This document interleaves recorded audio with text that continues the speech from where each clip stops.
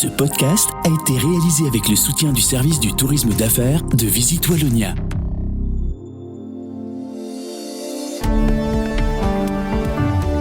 Vous écoutez Z sur 7, le podcast quotidien de Transcanal Z. Nous sommes aujourd'hui le mercredi 12 février. Votre podcast aujourd'hui est écrit par Arnaud Huard et animé par Jean-Pascal Ledoux. Bonjour à toutes et tous. Aujourd'hui dans votre nouvel épisode, Trump a annoncé des droits de douane élevés sur l'acier et l'aluminium. Ça sera dans tous les cas un défi beaucoup plus vaste qu'il y a quelques années. 200 milliards, c'est la somme annoncée pour être dans la course à l'intelligence artificielle, mais est-ce que ce sera suffisant ? Et pour alimenter des IA, pour les entraîner, il faut des données. Et pour finir, nous reviendrons sur les enjeux et conséquences des droits de douane aux États-Unis avec Peter de Keyser.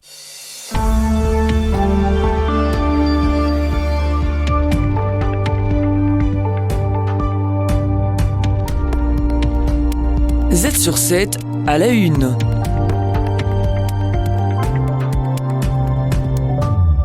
Les 25% de droits de douane sur les importations d'acier et d'aluminium inquiètent les entreprises européennes et belges. Les États-Unis représentent 3% des exportations d'acier et 6% des exportations d'aluminium. Cela semble peu, mais cela aura un impact certain sur nos entreprises. Kevin Verbellen de Agoria. On a eu le Covid, on a eu et on a toujours encore les effets de la guerre en Ukraine.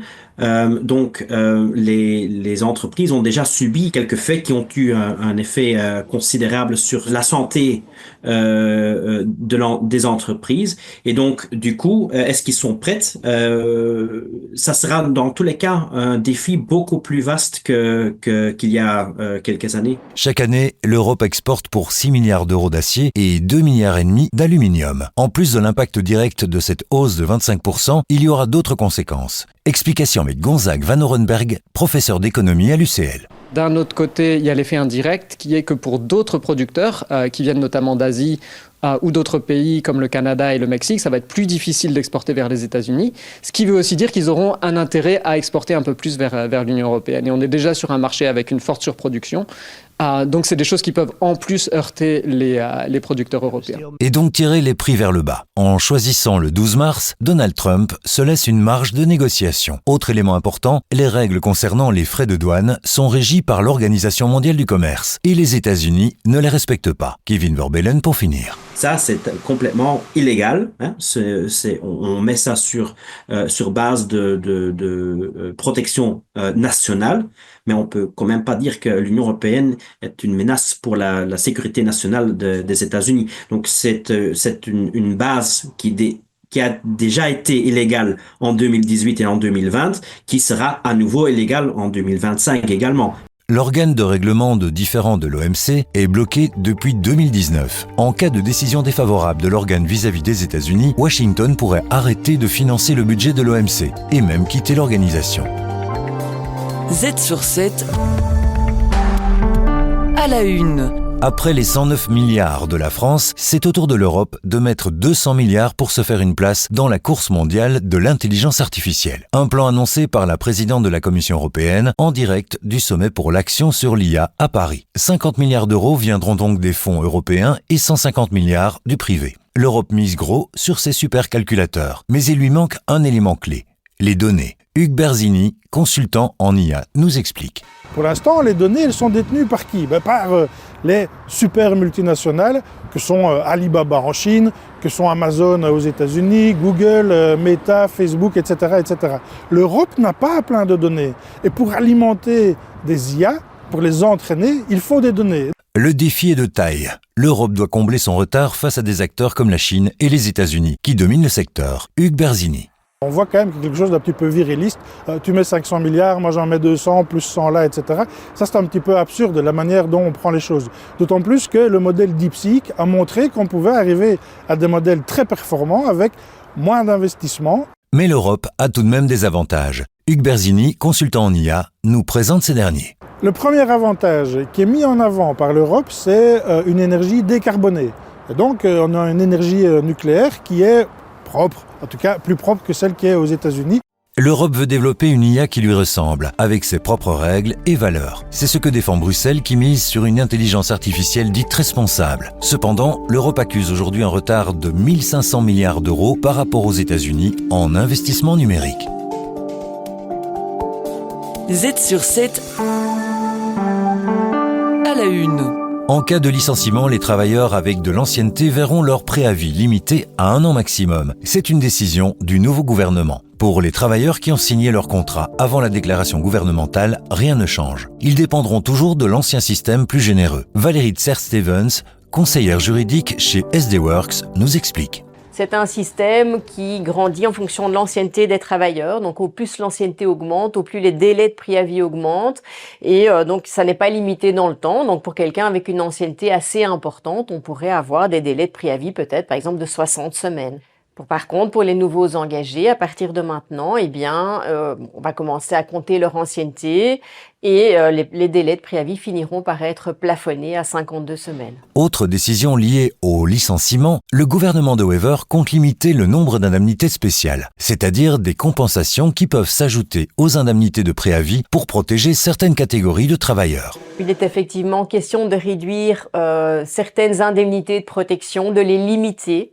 Alors on ne sait pas encore exactement lesquelles, mais vraisemblablement ça devrait concerner les indemnités de protection des membres du CE et du CPPT, mais ça l'avenir nous dira exactement vers quoi on va. À l'autre bout du contrat de travail, c'est-à-dire à l'embauche, le gouvernement de Wever souhaite réintroduire la période d'essai. Elle avait disparu avec le rapprochement des statuts ouvriers-employés. Valérie Tser-Stevens pour finir. On parle effectivement de réintroduire la période d'essai, donc au choix des parties, ce n'est pas une obligation, de 6 mois, et de permettre durant ces 6 premiers mois de mettre fin au contrat tant dans le chef de l'employeur que du travailleur avec un préavis de 1 semaine. Ces mesures sont des intentions de la nouvelle majorité. Elles portent sur des matières qui traditionnellement concernent aussi les partenaires sociaux. Il faudra voir dans quelle mesure gouvernement, employeurs et syndicats entendent collaborer pour la rédaction des textes définitifs. Z sur 7, les dessous du pouvoir. Peter de Keyser, économiste et entrepreneur, fait le lien entre entrepreneuriat et politique.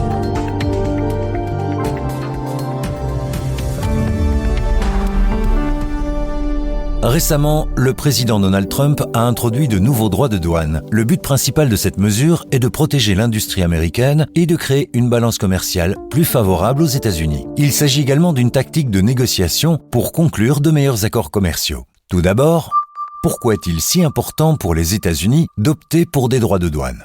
Les États-Unis sont depuis longtemps des champions du libre-échange. Après la Seconde Guerre mondiale, nous avons assisté à plusieurs cycles de négociations au cours desquels le commerce a été systématiquement libéralisé et les droits de douane réduits.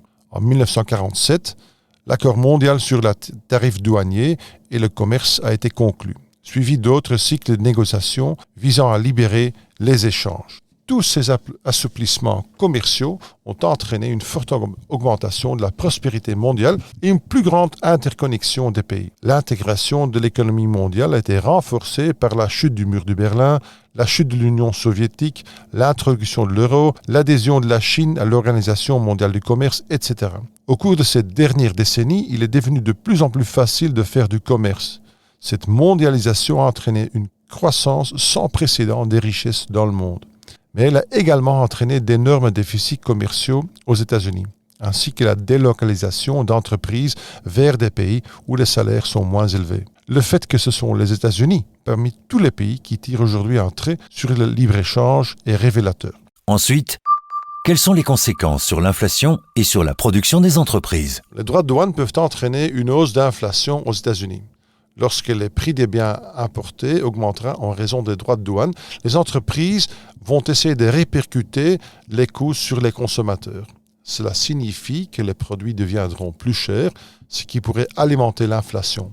Ce phénomène sera particulièrement marqué pour les produits fortement tributaires des importations. Les entreprises peuvent décider de délocaliser leur production aux États-Unis. De cette façon, elles vont éviter ainsi de payer des droits de douane. Cela peut entraîner une restructuration des chaînes d'approvisionnement avec des coûts de production potentiellement plus élevés aux États-Unis, mais aussi avec une augmentation de l'emploi national dans certains secteurs. Et pour finir, comment l'Europe doit-elle faire face à cette situation ? L'Europe aujourd'hui est confrontée à un défi. D'une part, l'Union européenne pourrait prendre des mesures de rétorsion, ce qui pourrait aggraver les relations commerciales, mais d'autre part, elle veut éviter l'escalade. Il faut trouver alors un équilibre entre la protection des intérêts européens et le maintien du dialogue avec les États-Unis. Une stratégie possible consiste à négocier sur des secteurs ou des produits spécifiques où l'Europe est le moins vulnérable, tout en s'efforçant de diversifier les partenaires commerciaux afin d'être moins dépendants du marché américain. Mais nous pourrions aussi être indirectement affectés par les droits de douane plus élevés sur d'autres pays. L'augmentation des droits de douane américains sur les produits chinois, par exemple, pourrait inciter ces produits chinois à venir en Europe dès maintenant, ce qui renforcera la concurrence et la pression à la baisse sur les prix pour les entreprises européennes. Quoi qu'il en soit, nous sommes entrés dans une ère où les États-Unis utiliseront les droits de douane pour imposer leur façon de faire ou faire pression sur les pays. Il s'agit d'une manière très différente de commercer, au sens propre comme au sens figuré, avec d'autres pays. Il ne s'agit pas seulement d'introduire les droits de douane, nous assistons aujourd'hui à la disparition de l'ordre mondial multilatéral. Les meilleurs experts boursiers vous proposent des analyses des marchés internationaux, des conseils avisés et les dernières tendances économiques. Z sur 7, expert boursier. Nous arrivons déjà aux 4 dernières minutes de ce podcast. Aujourd'hui, c'est avec Guillaume Duchesne de la Banque Transatlantique que nous allons analyser les marchés. On le constate et un écart se creuse, l'Europe fait mieux que les États-Unis. C'est loin de ce que l'on voyait en 2024. Les reprises européennes peuvent avoir de la puissance. Oui, c'est ça, c'est exactement ça. Donc, ce sont des rallyes et c'est ce qui se passe de temps en temps en Europe. Donc, une surperformance assez importante. Parce qu'on l'avait déjà vécu en 2022, fin 2022, début 2023, avec un rallye qui était assez important, avec une surperformance qui était de plus de 20% par rapport aux États-Unis. Donc, c'est un effet positif, porté un peu par l'affaiblissement de l'euro. Donc, ça, c'est quand même un élément également important. Mais alors, la seule chose, c'est qu'en général, ces rallyes sont relativement courts en termes de durée. Donc, c'est 5 à 10 mois en général, mais ce sont des rallyes sur lesquels il faut surfer.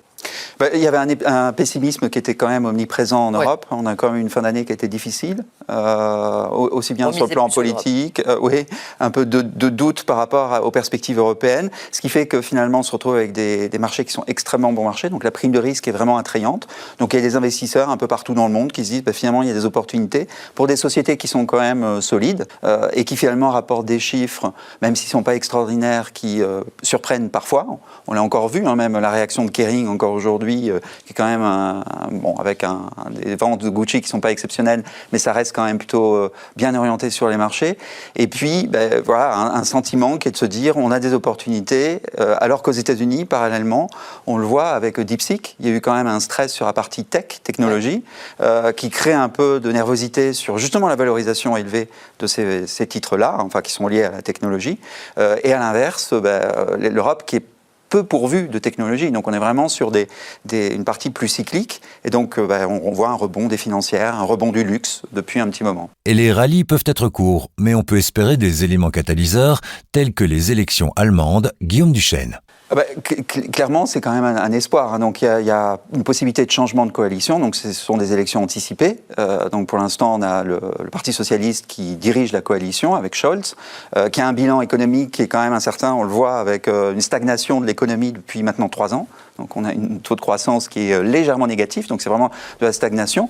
Donc, il y a quand même une question par rapport à ça et un rapport de force qui, en tout cas, dans les sondages, change. Alors, évidemment, il y a le CDU, qui est la droite traditionnelle, qui est en tête avec 30%, qui pourrait prendre le lead sur la coalition. Derrière vient l'AfD, donc c'est le parti extrême droite qui est soutenu par Elon Musk, on l'a vu, donc il peut perturber un peu les résultats. Et derrière, le Parti socialiste qui arrive quand même loin derrière avec 15%. Donc il y a une possibilité d'alternance et donc ça constitue quand même un petit espoir pour les marchés, parce que là, la politique pourrait changer éventuellement. C'est tout pour aujourd'hui. Merci à tous et à toutes de nous avoir écoutés. On se retrouve demain avec plus d'analyses sur l'actualité dans un nouvel épisode de Z sur 7. De quoi allons-nous parler demain ? Demain, vous retrouverez la rubrique « À la une de Trends Tendance ». Un journaliste vous plonge dans les coulisses du magazine Trends Tendance. Vous retrouverez aussi vos analyses quotidiennes sur les marchés et sur le monde économique. Restez à l'écoute.